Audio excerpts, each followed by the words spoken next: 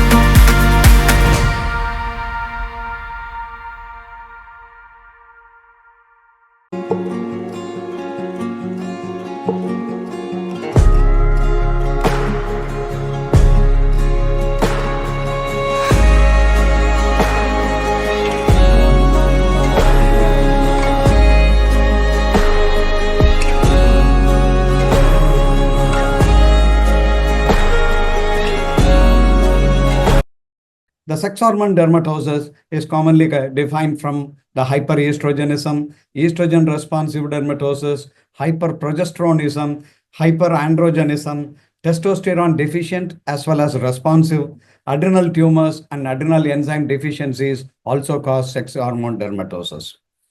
See, a study was conducted in Chennai, Madras Veterinary College.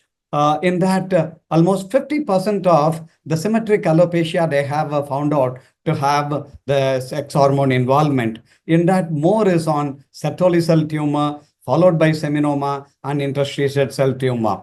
But surprisingly, as per their report, the owners in the study are unaware of the cryptorchid status of these dogs. But even in my practice also, I have seen, now only when I show it to them, they say, oh, this is bigger. So it's quite unaware by the owners also, which we have to find out while we go for a routine examination when it is brought for any condition. Coming to hyperestrogenism in male. In the male, because of the Sertoli cell tumor, the excess estrogens are produced, causing a hyperestrogenism. Seminoma, they also do secrete estrogen and may cause a hyperestrogenism. Apart from these two, some of the pet parents, for their own skin conditions, they may be using some of the topical applications containing estrogen, and the pets, when they have the habit of licking the parents, they may also consume this estrogen and may cause hyperestrogenism. Or sometimes for the treatment, iatrogenic estrogen supplementation also may cause hyperestrogenism. The dermatological lesions in the male, as far as hyperestrogenism, normally is being present in the collar region, in the rump, perineum, caudal ventrum, and macular melanosis is also common. This is mainly because of the initiation of anagen is impaired. That's the reason they have that alopecia.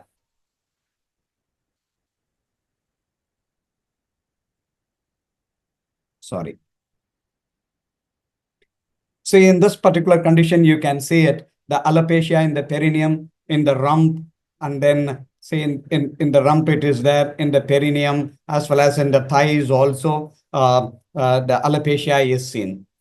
And you can see the macular melanosis is very common in the hyperestrogenism. That is the clumping of melanin molecules in the abdominal or the skin lesions will have this. You can see the macular melanosis.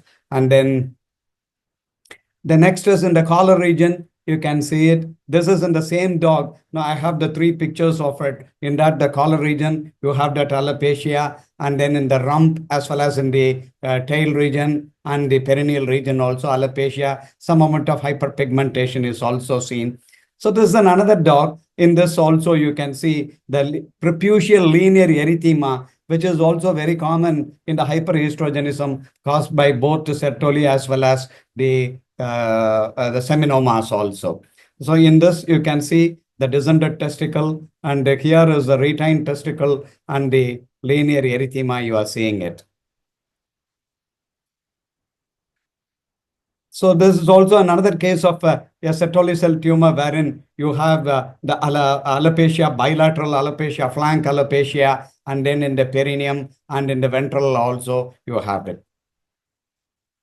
In the hyperestrogenism, of course, apart from the dermatological lesions, the other physiological lesions also will be helpful in diagnosing it. As far as the male is concerned, you can have the gynecomastia, you can see it, feminization, the enlarged nipple and the gynecomastia, change in maturation pattern, say from the regular normal masculine maturation, they will squat and then pass urine like a female, and prostate enlargement and the hyperplasia is also common.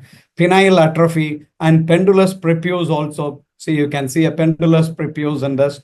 And the bone marrow suppression also will be there because of the excess estrogen causing anemia, thrombocytopenia, and even leukopenia also. And then these males will be attracting other males also to mate. These are all the physiological conditions when you see the hyperestrogenism in a male dog.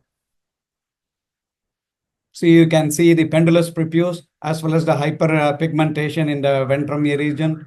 And in this particular case, now you can see the tail lifted. It had a prostate hyperplasia as well as the pendulous prepuce is also there. And then the feminization, it's more in the Sertoli cell tumor than the other ones. Even among the Sertoli cell tumor, 40% of the Sertoli tumor only will cause feminization. It is rare in seminoma as well as interstitial cell tumor. Even in the Sertoli cell tumor, depending on the location, the feminization also varies. If the Sertoli cell tumor is present in the scrotal testis, 16% of the dogs only have the feminization factor. Whereas if it is in the inguinal region, the Sertoli cell tumor, you have 50% of the feminization character. If the Sertoli cell tumor is in the testis, which is intra-abdominal, it's more. 70% of these dogs have the feminization. As far as in the female, in the hyperestrogenism, it is mainly caused by the ovarian tumors or the ovarian cysts, and then estrogen overdose for some medical conditions. And then I have explained earlier also, the pet parents topical application, licking by the pets, they also will go in for hyperestrogenism. So in this, you can see in the hyperestrogenism, the nipples are enlarged, the enlarged vulva, and the ventral alopecia. And in an ultrasound, now you can see the ovarian cyst in that the ovary is enlarged, and then it is having a cyst in that. And the dermatological lesions, as far as the female dogs which have hyperestrogenism, they will have an alopecia in the post-auricular, that is behind the ears, the flanks, both bilateral, and perineum, caudal ventrum. And the other one, you can see the comedones also in the ventral abdomen. Of course, macular melanosis is also very common. The macular melanosis, you can see them clumping of melanin pigments in the form of a macule in the ventral abdomen. And the comedones in the ventral abdomen and the enlargement of the nipple. And then here also the enlargement of the nipple, the flank alopecia, you can see. And the hyperestrogenism, the physiological conditions as far as female is concerned, the enlarged nipples, enlarged swollen vulva, the vaginal discharge also will be there, but the dog will not be in periods, but they will attract the males. You can see in this picture, the swollen vulva, the enlarged teats, of course, some amount of comedones also.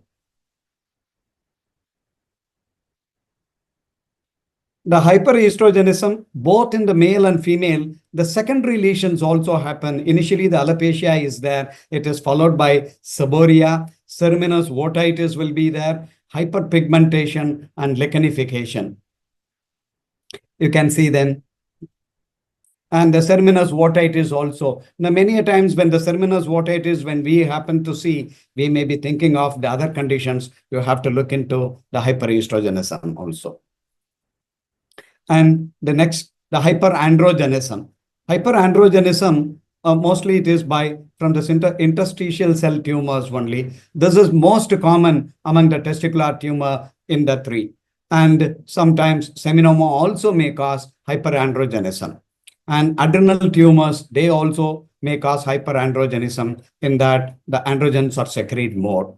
The physiological conditions in the hyperandrogenisms, you can see the perineal tumors, hepatoid tumors, tail gland alopecia, as well as hyperplasia, overaggression, perineal hernia, both unilateral and bilateral. So you can see a perineal tumor in a dog with interstitial cell tumor, the hepatoid glands tumor in the prepuce, and then, so this is another one I have seen in the ventrum itself, just behind caudal to the testicles, the hepatoid tumors are there. You can see them when the hepatoid tumors, they will be having that violet color, so that also you can see it. And then in the physiological conditions, because of the hyperplasia of the prostate, you are seeing the ventral hernia. And then in this, the alopecia in the tail, and see again an alopecia in the tail. And this particular dog, it was presented to me last week for a different condition. And when we were examining it, so you can see the testicle size varying, the asimilarity at the same time that alopecia in the tail gland.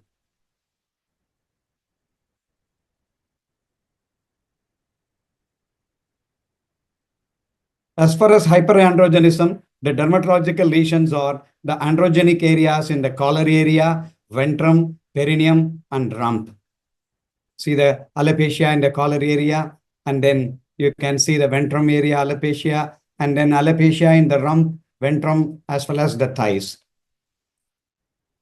Then comes the estrogen responsive dermatosis. See, normally this is common in the ovariectomized spayed dogs if it is there, and more common in the young adults. Alopecia is rare in this, but when there is an alopecia, you can see in the short coats, post-auricle area, the alopecia will be there, the ventrum and the perineum also. In the long coat, you can see the loss of primary hair and the flank region mainly, as well as in the perineum also. The estrogen responsive, as far as intact animals are, normally present, sometimes present prior to the first estrus, and pseudo pregnancy and the estrus cycle abnormalities also, you will be having these alopecias.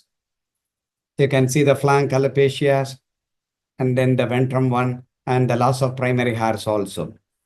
And next comes the testosterone responsive. It is present mostly in castrated male, that is from middle age to the old one. Again, in this truncal hair loss will be there. The hair coat will be dull, dry, and flaky, and seborrhea also may be present. And the change of coat color is also there. So you can see the flank alopecia and the change of coat color. And then in this, the loss of the primary hair and the secondary hairs are more here. And then in pseudo pregnancy also, we can have the alopecia. Normally in the older cycling bitches, these sort of alopecias are very common in the collar area, rump, and perineum, ventrum. In these conditions, they regrow spontaneously once they recover from the pseudo pregnancy, but they do relapse at every cycle. In these dogs, you can see if they have the history, almost like every 5 to 6 months, they will be having this sort of alopecia. That itself is also a clue for this particular condition. And in these things, the differential diagnosis, normally we have to differentiate them from hypothyroidism, hyperadrenocorticism. In these hormonal ones, the truncal alopecia will be happening first. Whereas in the sex hormone dermatosis, you will be having that alopecia in the perineal region. And in the hyperandrogenism, the T4 abnormality also can be seen. And they have to be hyperestrogenism, follicular dysplasia also we have to differentially diagnosed. And some of the breed specific like Dachshunds, they will be having the pattern baldness below the ears, that is also there. And the CAD, canine atopic dermatitis also, because in this, the Cerminus otitis will be there, flank alopecia, and the secondary one leading to seborrhea, lichenification, hyperpigmentations, those things also will be there. But in the canine atopic dermatitis and the sexual hormone dermatosis, what the difference is, in sex hormone dermatosis, alopecia will not be there in the head in the digits. So that is one which will be having a differentially.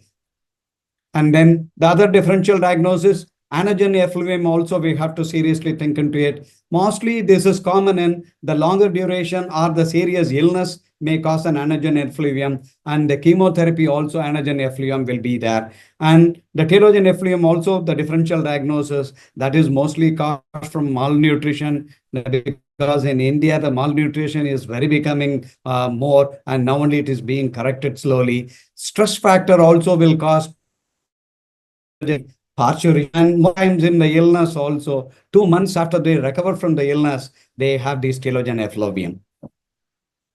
And in the diagnosis part, the clinical examination is the main one. Now, as I told, invariably most of the owners, they are unaware of this particular condition. So when you are looking into the physical examinations, do the thorough examinations in that the asymmetrical testes. So that is one, you can see it. Palpation of the testicular mass, if they are in the inguinal or intra-abdominally. Pale mucous membrane will be there because some of the hyperestrogenism, because of anemia, the pale mucous membrane will be there, and thrombocytopenia may cause petechia in the ventral abdomen and in the other areas also. And this diagnosis can be done in an X-ray. Ultrasound will be very good. You can easily diagnose them in the when they are present in the inguinal region or in that abdominal region. Hormone estimation, you can find it out. Laparoscopy, cystic ovaries and tumors can be found out by the ultrasound guided ones, the retained testicles, and rarely they metastase. In an ultrasound, you can see if they have gone in for the metastasis.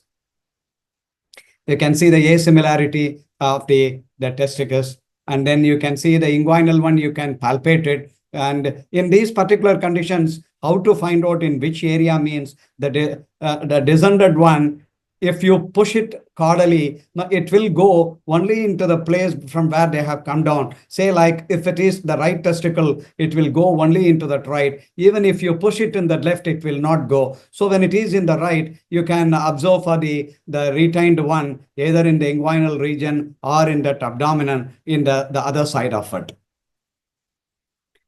And yeah, again, the dissimilarity of the testicles. And then the another one, as far as estrogen producing tumors, preputial cytology is also one of the diagnosing one. You can take a preputial swab, stain it. If you are seeing more of superficial and the carnified cells, it is also one of the characteristic symptoms of hyperestrogenic tumors. A paper is also there in that they say 20% of the superficial cells and preputial smear are significantly associated with the elevation of estradiol concentration. The number of superficials are increased in the preputial smears taken from the dogs with alopecia. When you take it, you can differentially diagnose them. And then as far as diagnosis is concerned, for all the sex hormone tumors, CBC, in that estrogen-induced bone marrow suppression, and because of that, you will be seeing anemia, thrombocytopenia, leukopenia, which will be confusing us with the vector-borne diseases or leptospirosis or the other diseases.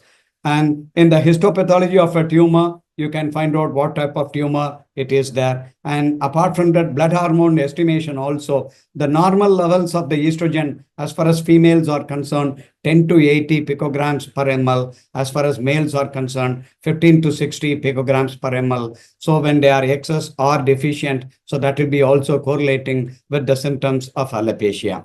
And then the testosterone, the normal levels in the male is 1 to 7 nanograms per ml. As far as progesterone is concerned, 10 to 15 nanograms per ml in case of metistus and pregnancy, and below 1 nanogram per ml in estrum, proestrum, and anestrum.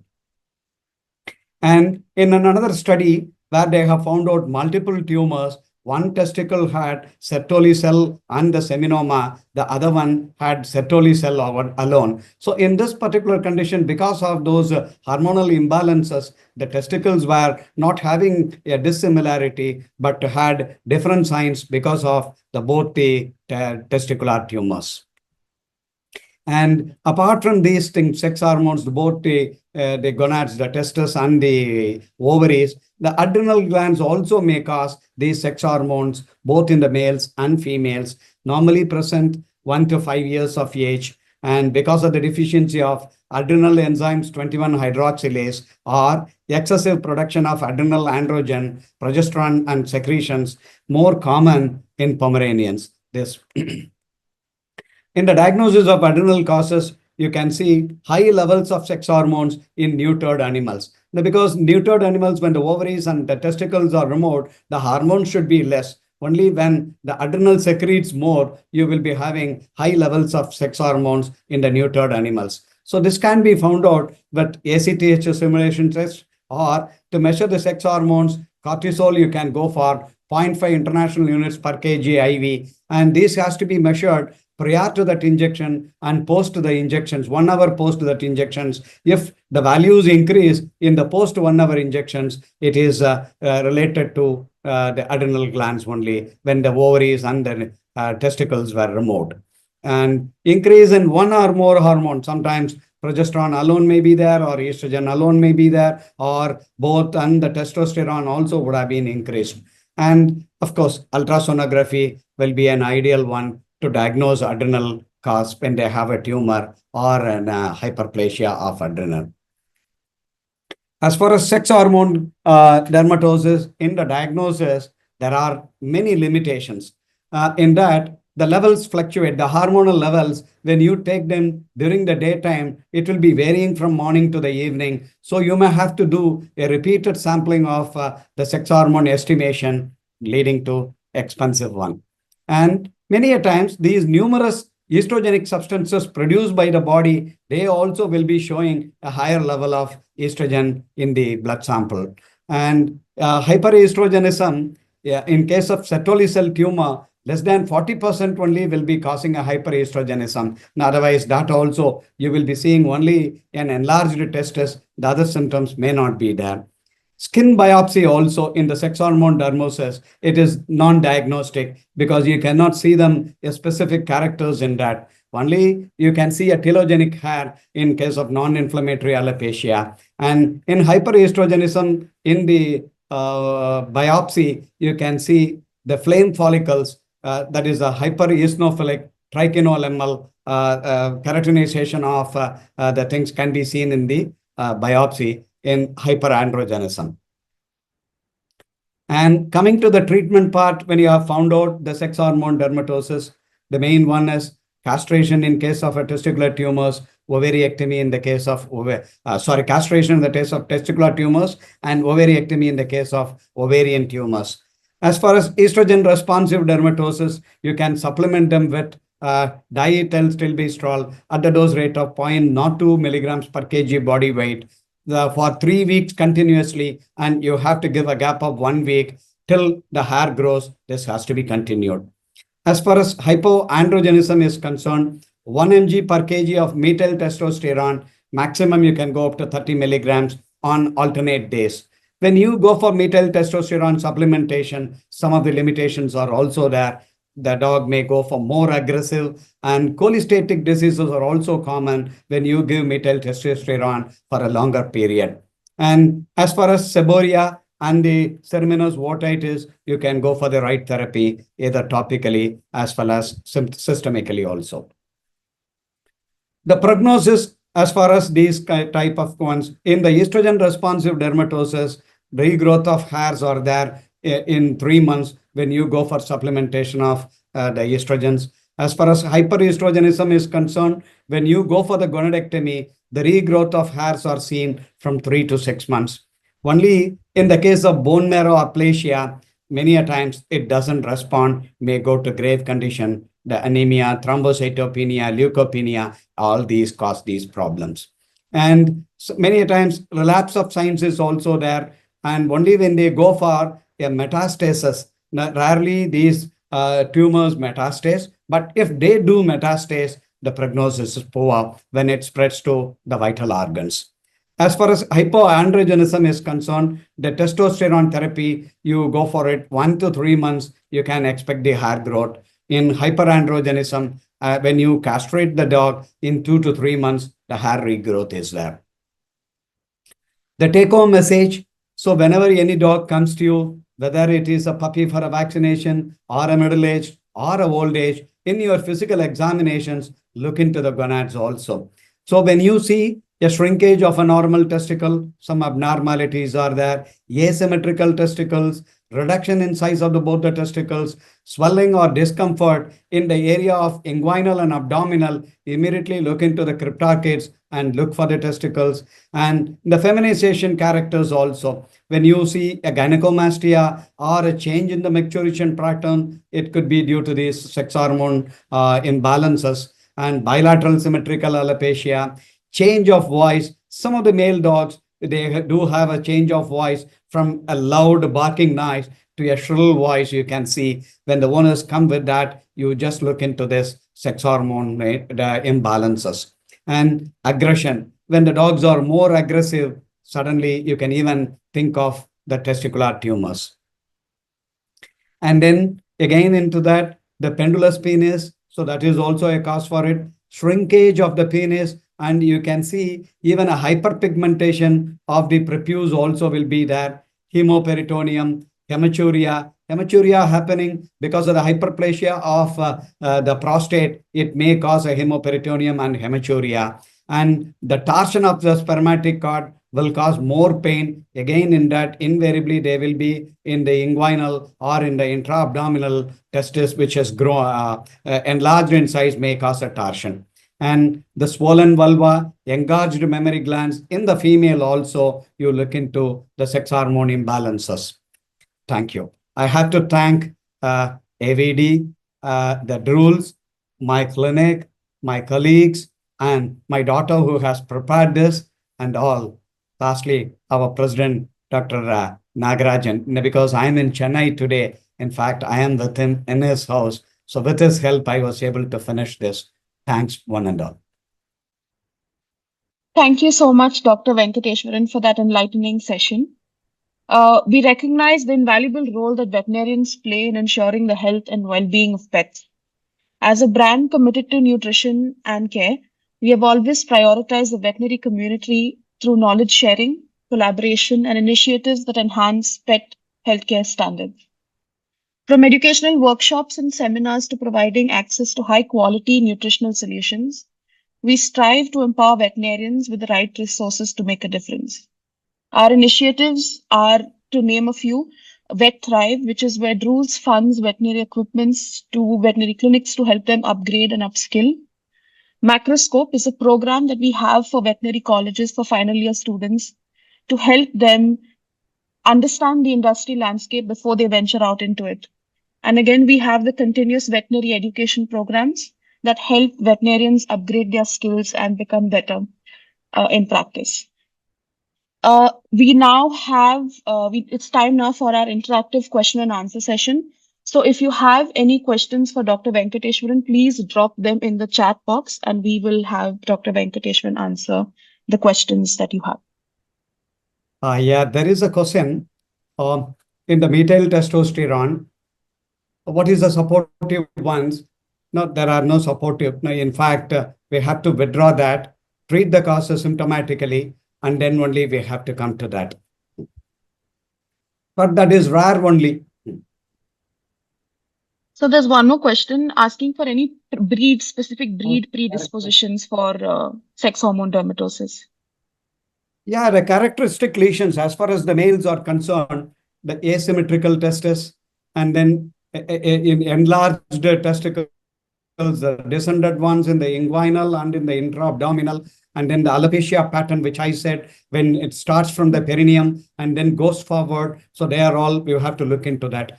As far as the females are concerned, they will be having an enlarged vulva, enlarged nipples will be there. Again, ventral alopecia will be there. So these are all, when you have those things, look into in your differential diagnosis, go for hormonal estimations. Sometimes you'll be having hyperpigmentation in the prefacial area also, only limited to prefacial area and the scrotal area, that hyperpigmentation. And macular melanosis also, we can think of for these.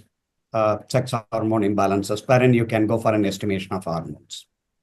The question is, should Another we question that, Yeah. yes, for hormonal treatment, if there is imbalance, if the imbalance is what is causing the alopecia. Yeah, definitely. No, because the hormonal treatment, it has to be done. If it is a responsive one, when it is low, you can go for it. When it is high, you need not have to go for it. We are going in for a gonadectomy only. The next Veterinary Dermatology Congress and the workshop is in Pune from June 12 to June 14. On June 12, the workshop is there. 13, 14, and 15 is the Congress in Hyatt Regency Hotel in Pune in June 2025. Yeah, when you There's are another, another question of extensive alopecia following ovariohysterectomy. correct. Normally, it is common immediately after ovariohysterectomy, but many a times they recover, or when you have to supplement them with estrogen to combat that. Okay. And in Uh, many serious illnesses also, you will be having an alopecia. whether scrotal eczema is due to whether hormonal scrotal eczema is due to hormone imbalance. I will not say completely. Definitely, partly it will be there. When you have a torsion of the spermatic cord, the huge pain will be there. They may go for a constant licking, will cause it. And some of the tumors, when it goes for a painful condition, a constant licking may cause a scrotal eczema. So in scrotal eczema, you have to necessarily include in your differential diagnosis for the tumor and the hormonal imbalances. Another question So, is that dogs that are already showing lesions, once the castration is done, will it just recover, or does supportive therapy need to be given as well? 100%. No, because when they have a testicular tumor and because of that alopecia, I told you, no, in 2 to 3 months, the recovery will be there, the hair growth will be there. One question is, what are the feed supplementations that can be advised during estrogen and testosterone treatment? Normally, there are no specific feed supplementations are there, but always a balanced nutrition is always good in any disease condition or in any disorder. No specific feed supplementation is required in both these conditions. Yeah, we have one question for the cats. Yes. The tumors of both testis and the ovary, very rare in cats. It has not been even documented much also. In most of the journal or the articles, it is reported very rare only. And in my practice, of course, I do see many of in the dogs, but I have not seen one such in a cat. Only the unilateral cryptorchidism I have seen in the cats, and in that also I have followed it up. I have not seen so far, but most of the literatures they say it's rare in cats. Doc, there is a question asked that they had a case at their clinic in a 6-year-old female Doberman. She had been treated with multiple antibiotics and steroids. They had suspected either Cushing's or 6 hormone dermatosis. She had a recurring pseudo pregnancy and a mastitis. Could this be a strong differential?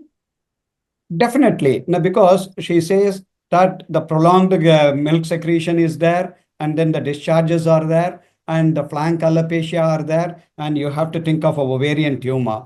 But Mhm. as far as Cushing's is concerned, it will be having a papery skin, comedones will be more, and not only that, the alopecia will start only from the flank. As far as this, when they ask for the history from the owner, if the alopecia has started from perineum, so that is also one of the characteristic symptoms of the ovarian tumor. And ultrasound definitely will guide them if they have a ovarian tumor or a ovarian cyst. So that also can be found out. And when they have tried all these things, most likely this could be, but I'm not able to see the phase and the digits. If the alopecia is paired in the phase and the digits, invariably that could be a hormonal one. And again, in that hormonal one, if the alopecia has started from the perineum, it is more pointed towards the ovarian tumors as far as this, because it's a middle-aged one also. Ovarian tumors are possible. Yes, definitely. An ultrasound will give a clear picture. There's another question, Doc. For specific treatment for adrenal gland disorder induced sex hormone dermatosis. Yeah, adrenal gland in that, the hyperplasia as well as tumors two conditions are there. And these sort of problems are more only when they go for the adrenal tumor. But when you suspect that adrenal tumor, the removal only is the choice. There is no treatment for it.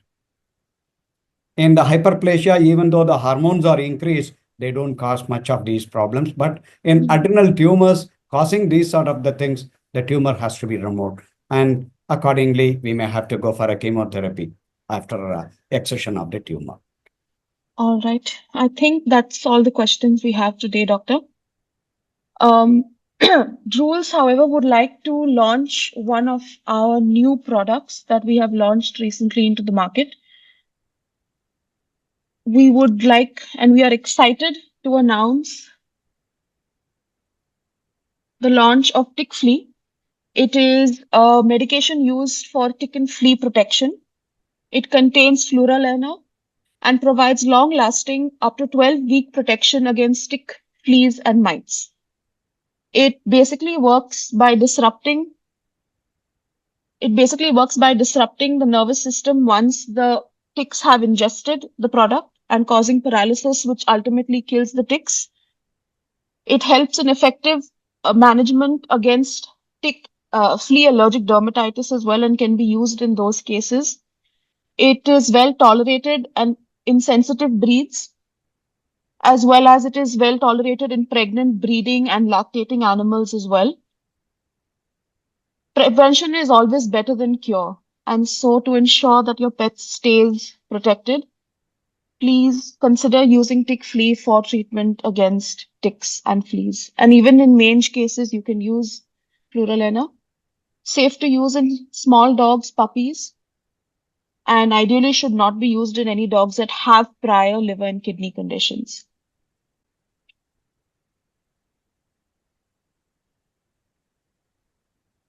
We have it in 4 strengths. We have it at 250 mg, 500 mg, 1000 mg, and 1400 mg. This is available in a chewable tablet form, easy to administer, highly palatable, improved owner and pet compliance. To conclude, I would like to invite Dr. Ambili VR, MVSc Medicine, PGDEP, and PhD, the Assistant Professor at College of Veterinary and Animal Sciences, Pukodi, Kerala Veterinary and Animal Sciences University, to kindly deliver the vote of thanks. A very good evening to all. And on behalf of IAVD India, I would like to express my sincere gratitude to all, each and every one of you who attended this wonderful webinar led by Dr. Venkateswaran sir. Thank you, sir, for such a nice and informative webinar. And we extend our special thanks to our knowledge partner, Drools, for the seamless coordination.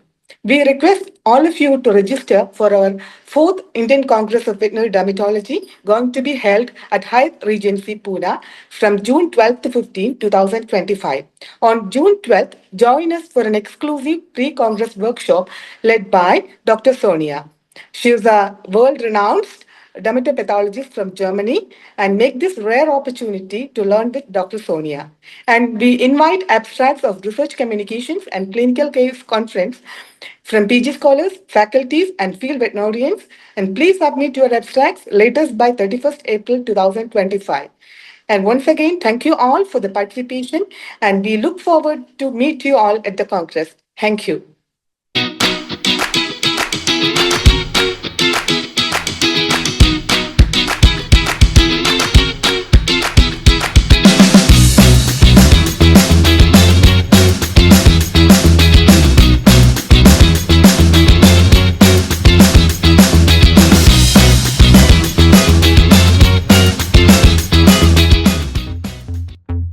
You know, my friends and I, we talk about everything under the sun.